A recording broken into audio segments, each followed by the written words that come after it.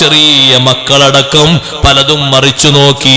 Sex കണ്ട്, cinema കണ്ട്, വിവാഹം കഴിഞ്ഞിട്ടും വികേന്ദ്രീകരിക്കപ്പെടാനുള്ള നല്ല വഴി അല്ലാഹു തആല കൊടുത്തിട്ടും മതിയാകാത്ത എത്ര മണ്ടന്മാരുണ്ട്.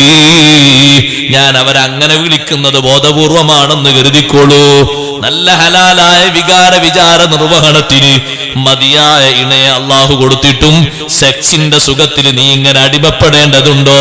സിനിമയുടെ സുഖത്തിന് നീ അടിമപ്പെടേണ്ടതുണ്ടോ? പിന്നെയും അതൊക്കെ നോക്കിയിട്ട് നിന്റെ കണ്ണും കൽബുമൊക്കെ അശുദ്ധമാക്കേണ്ടതുണ്ടോ? നിന്റെ ശരീരത്തിന്റെ എല്ലാ ഭാഗങ്ങളും വൃത്തികേടാക്കേണ്ടതുണ്ടോ?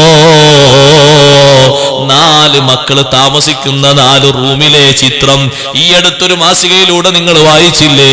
4 മക്കള് 4 റൂമിലാ കിടക്കുന്നത്.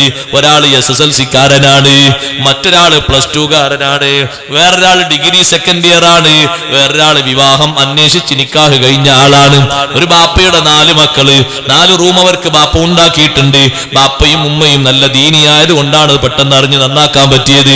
4 പേരുടെ കയ്യിലും ചില്ലറ ജോലിയെടുത്ത് കിട്ടിയിട്ട് വാങ്ങിയ ഉപകരണങ്ങളുമായി 2 മണി സമയം വരെ സെക്സിന്റെ സല്ലാപമാണ്. ഉപ്പമാരെ ഉമ്മമാരെ നല്ലോണം കരുതണം. വീട്ടിലങ്ങ് നിങ്ങളൊരു യാസീനോതുമ്പോഴേക്ക് മലക്കങ്ങ് വരുമെന്ന് കരുതണ്ട. പരിശുദ്ധിക്ക് മറ്റൊരു കുറവുണ്ടോ? അവര് വരൂല.